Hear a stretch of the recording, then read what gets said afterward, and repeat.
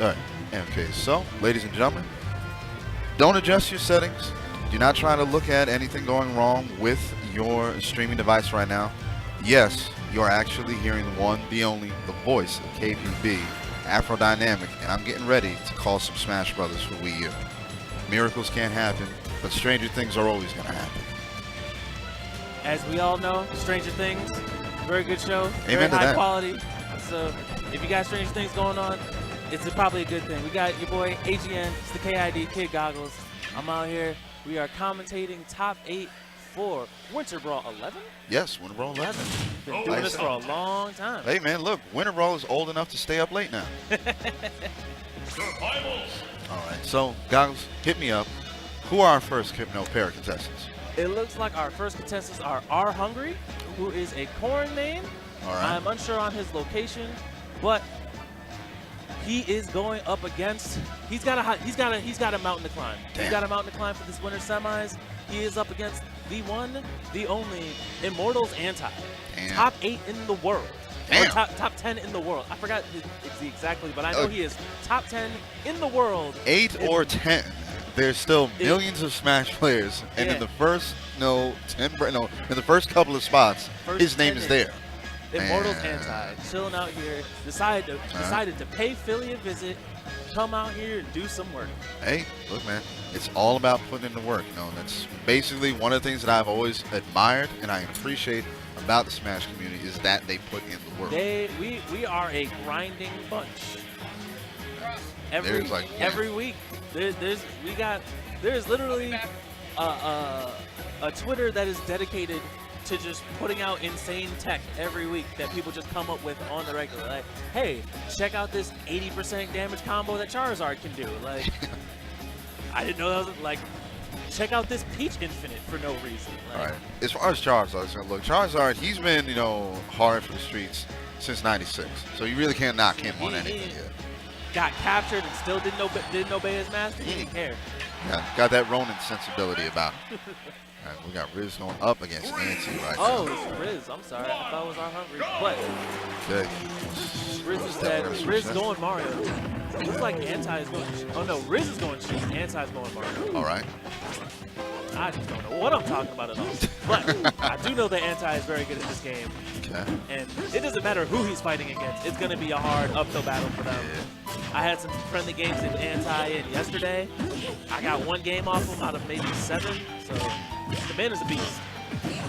Hit him with a quadruple uppercut right there. He tried to sneak in there with an empty jump into something else, but got stuffed out by the shield grab. Riz holding his own right now. Digging the Wario colors for Mario too. Gotta notice that.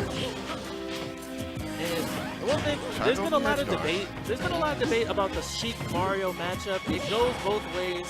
They both have really strong ways to deal with each other's options. Fair enough. Typically, it's gonna go to the Sheik just slightly, but Sheik has the opportunity to lose to every character just because she's really bad at killing. Her neutral is amazing, her frame data is amazing, her setups are incredible, but it's really, like you see right here, he's at 130, he missed the air dodge read. It's really hard for Sheik to kill, and at this point, Mario raised up smash can just take the stock right from under his feet. Yeah. So again, like I said, she's got the tools, she's got the talent, she just doesn't have the power. So, and that's what it would have. Like you see there right you go, there. right At there. any point in time, that up smash just whip out. And when you're dealing with a situation like this, it's especially with Sheik, it comes down to the Sheik player just being good enough and patient enough because she can outplay anybody. She can outplay anybody in neutral and she can hold advantage really well, but you just have to be consistent enough to do that for the entire game with no slip-ups. Because as you saw right there, Riz slipped up one time, caught that up smash for his troubles, and now he's down to stock.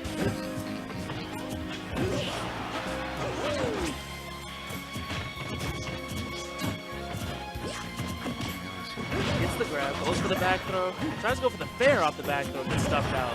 Good use of the drop kick there. And at this Still not enough to knock him out. At this percent, Sheik has no kill throws, and none of her throws are really going to get any follow-ups for her either. But at the same time, it's one of her best like neutral options, so she'll go for grabs anyway. But like, it's getting to the point where it's hard to convert. Yeah, It's probably going to be, he gets the grab here, goes for the forward throw. Forward throw does the most damage.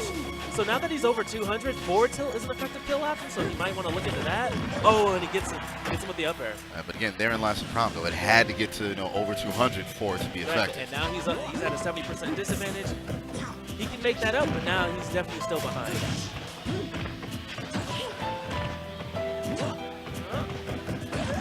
Anti with some really good spacing. Positioning the aerials incredibly well just to get behind him, making sure he doesn't get shield grab. Throw. Playing the neutral really solidly. Gets the back throw, he's going to put him off stage. And the giant swing. Yeah, Riz going low to recover. Anti. That's that. See, and the thing you got to realize, there's only 1 to 2 frames of vulnerability on that normal ledge get up. But when you're a top player, you're gonna be able to punish that consistently. All right. A lot of people are just going to neutral get up from the ledge a lot of the time just because it's so hard to punish. But the best players, when you're playing against a guy who's top 10 in the world, you got to be expecting him to be ready to punish that consistently. You have, again, it's just basically it boils down to, again, character knowledge. You have to know who your opponent is, and you have to respect what they bring to the table at all times. Old favorite stage of mine, I'm not going to lie, I love the Final Destination. I feel like sleep deprivation and falling asleep mid-match has lost more Smashers stocks, destroyed more Smashers careers than anything else out here. So now we're going into game 2. Riz counterpicks FD. I don't know if I like this counterpick. Well, actually, I do kind of like this counterpick because Mario doesn't get the platform, so he doesn't get to combo super hard. But at the same time, Sheik doesn't really get to trap people on platforms either. And now Mario's airspeed is incredible, so he has the ability to like weave in and out between all points of the stage. All-purpose character, basically. Yeah. Mario's supposedly been the all-rounder type since Smash 64, but it's really only like really been effective in this game. Like in every other Smash game, Mario could do everything, Right. but he wasn't great. In this game, he does everything really, really well. Like, he traps people, he kills really easily, his combo game is great.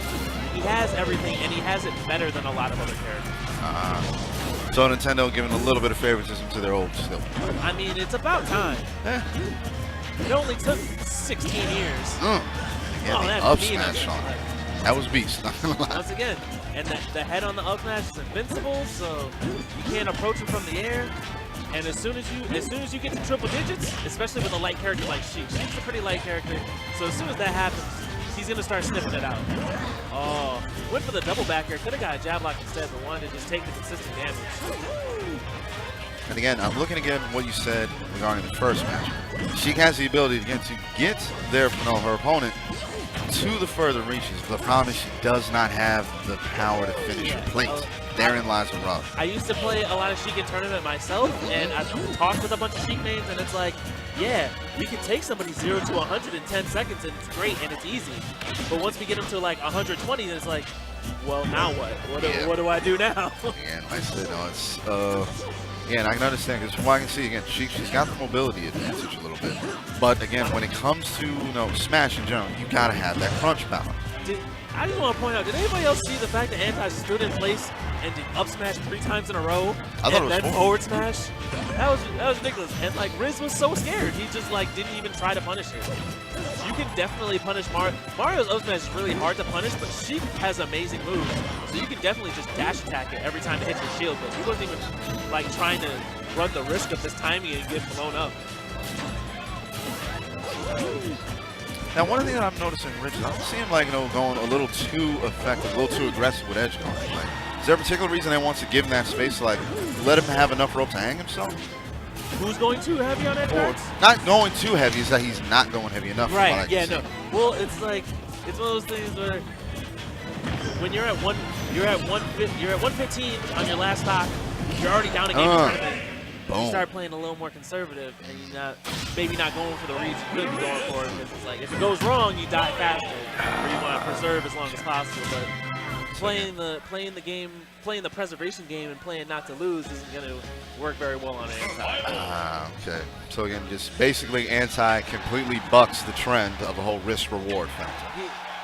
Then again, I imagine anti bucks a lot of trends. It's one of those things where, like, if you watch any shonen you watch, where like a new incredibly powerful character shows up and it's like, oh my gosh, I can't move. What is this aura that's suppressing me? Like, he has the aura of a top player, so it makes you second guess and question everything you do, because you know that if you make one wrong mistake, he's gonna punish you to the fullest. He's gonna make you eat 40, 50, maybe even 70 damage off of one punch before you even make it back to neutral. And again, when it comes to Smash, especially when it comes to Mario, and most definitely when it comes to Anti, you cannot take that chance.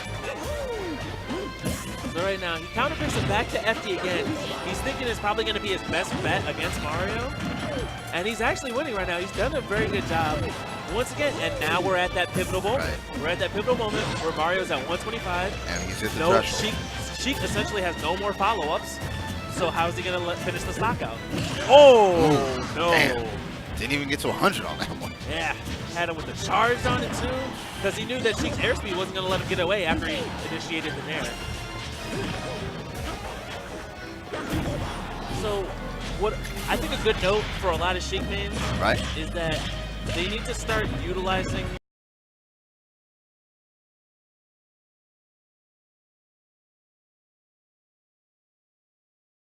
three uppercuts, 2 flash kicks, and a down stomp just to crush it out. Man, wasn't even looking at him. I faded backwards into you to let you hold these hands, let you catch these hands. Well, like I said, he's top 10 in the world for a reason. But again, folks, let's talk about a couple of people that help us pay the bills around here. We got the people that control chaos there. Now, use the code BRAWL to save 10% on your next purchase.